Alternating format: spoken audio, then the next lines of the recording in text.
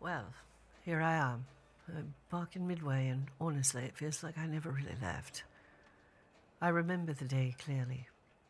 I woke up in pain. Since the injury, I've lived with it. The bullet that tore through my shoulder made sure of that.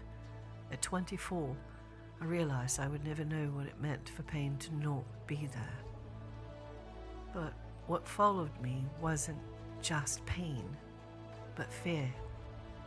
Flashes of smoke, the crack of a rifle, the dull thud of metal meeting flesh. I woke that morning on the sofa upstairs at the Times Tribune. I had slept there so many nights, it had become something like home. But that day, nothing felt like home. It felt like a kind of ending. Charles had left. I don't exactly know when or why, and as I sat there, it all settled in at once. All I wanted was to leave Midway behind me. No goodbyes, no ceremony. Outside of Charles and Miss Bonham, I didn't really have a life beyond that newspaper. So I packed a bag, locked the office, and left my remaining writings in a bin in the corner. The air smelled of salt and sea. I boarded a ship without asking where it was going, only that it was away from here, and I left Midway behind. There was fog as we departed. I watched Saint Denis fade into it, disappearing as if it had never existed.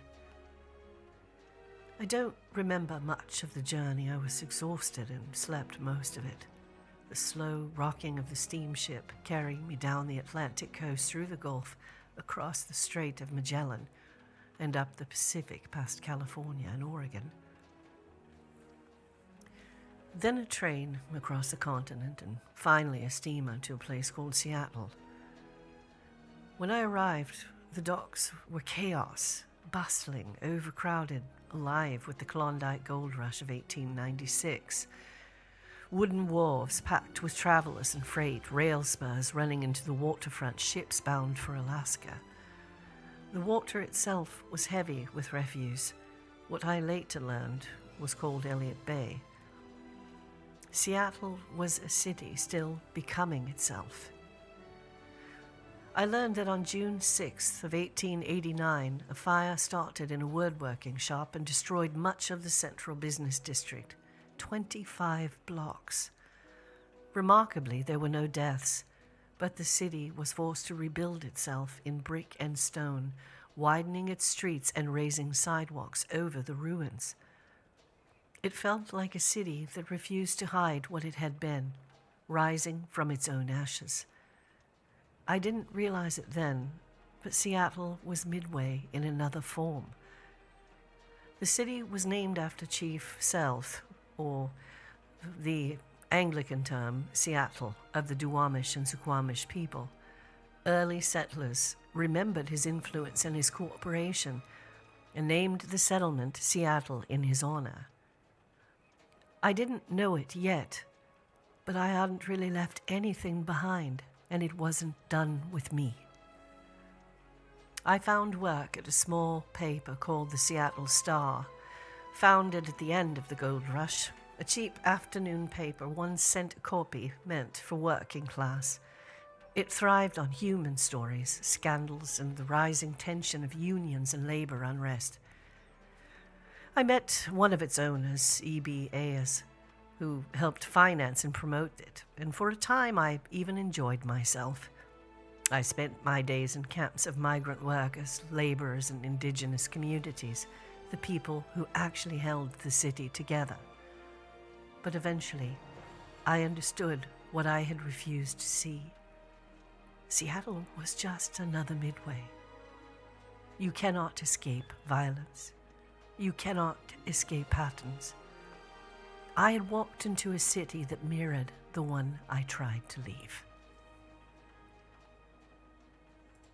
I met Norwegians, then Swedes, and before long I felt the pull of home again and boarded a ship back across the ocean. I ended up in Gothenburg, in the summer of 1899 working for a small evening paper, the Gothenburg Aftonblad. It was there I wrote my first articles in Swedish. Gothenburg was a port city built on shipping, emigration, and trade. Its newspapers were windows to the world. And slowly I realized what I had mistaken for escape in Midway had never truly been about place at all. Because it isn't the city. One city is merely a reflection of another one, built from people, by memories and repetition, immigrants and those who never leave. And then, one day on the docks, I found myself missing Midway.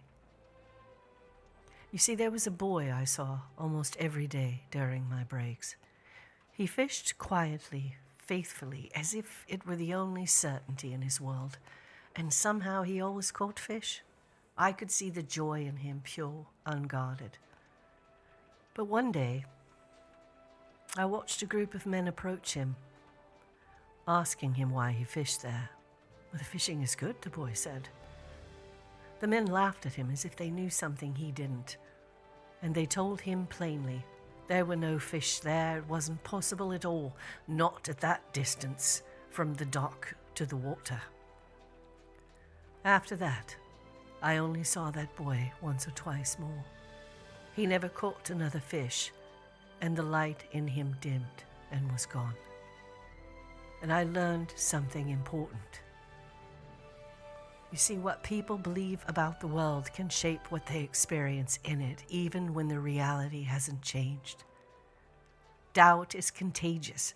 Those men didn't just correct him, they replaced possibility with certainty, and in doing so, they changed him. So I learned to be careful when correcting someone's hope. You may not just change their mind, you may take away their reason to continue. It was then I understood where I had gone wrong, and it was then I realized how deeply I missed the place I had called home. So here I sit, trying to gather the pieces of what I left behind, and I think I will start again. Miss Bonham has been kind enough to forgive my sudden disappearance and the burden I left her with. I try to remember that boy now, the one untouched by doubt, meeting each day with curiosity and joy. So I sit here, glad to be back, guilty perhaps for having left, but I think they understand, at least Miss Bonham does.